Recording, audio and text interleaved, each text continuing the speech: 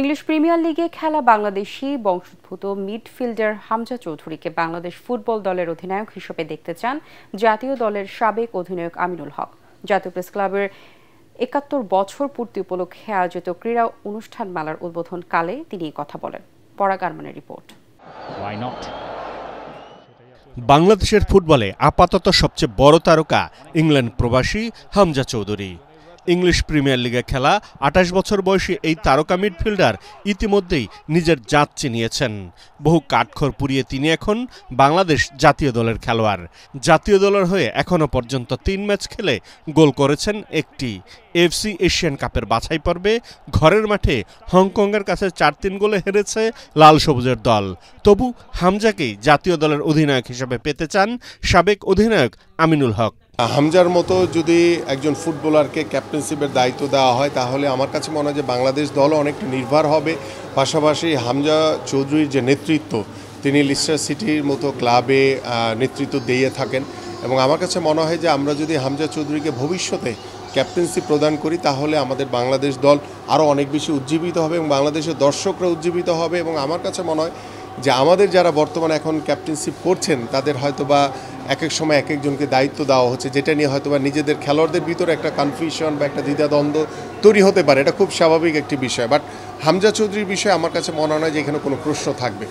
খেলার শেষ মিনিটে গোল হজম করে ম্যাচটিতে পরাজিত হয় হ্যাভিয়ার কাবরেরার দল।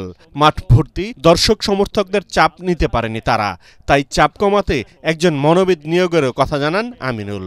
প্রত্যেকটি ন্যাশনাল টিমেই মনোবিদ থাকাটা অত্যন্ত জরুরি, কারণ আমরা যখন যে ম্যাচটি খেলতে যাব মানসিকভাবে যাতে কোনো চাপ না নেওয়া হয়, এটার জন্য কিন্তু আমাদের যে মানসিক এবং যে মনোবিদের যে প্রয়োজন, তিনি যে মেন্টালি আমাদের খেলোয়াড়দেরকে যে শক্তিশালী করবেন, মেন্টালি আমাদের খেলোয়াড়দেরকে যে সামর্থ্য যোগাতে পারবেন, যে মানসিকভাবে যে একটি পরিবর্তন দরকার, যে আমরা এত দর্শকের ভিতরে খেলছি কিন্তু আমরা এই দর্শক মাঠে আছে সেটা আমরা ভাববো না, এই যে একটা মানসিক চেঞ্জ, এই পরিবর্তনটা শুধু কিন্তু মনোবিদ দিতে পারেন। এবং আমাদের অনেক খেলোয়াড়রা রয়েছে, আমি আমার সময় দেখেছি যে আমি নিজেই অনেক মনোবিদের সাথে কথা বলেছি বিভিন্ন সময়ে। আমাদের ন্যাশনাল টিমে মনোবিদ ডাক্তার হিসেবে যারা দায়িত্ব পালন করেছে তারা দীর্ঘদিন আমাদের সাথে কাজ করেছে, তো আমরা কিন্তু এই প্র্যাকটিসটা কিন্তু আমাদের সময় ছিল।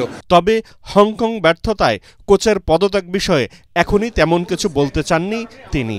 ম্যাচ হেরে গেলে কোচের দোষ হয়, এটা খুব স্বাভাবিক এবং কোচও তার দায়িত্ব তার নিজের কাঁধে নেয় যে ম্যাচ হেরে গেছে।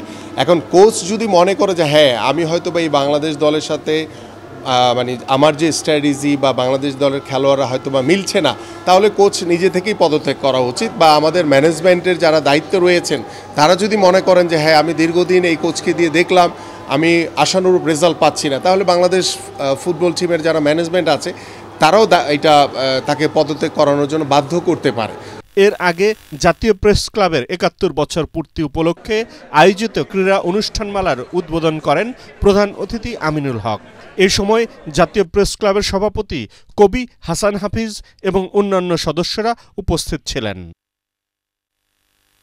পরাগ আরমান, এটিএন বাংলা, ঢাকা।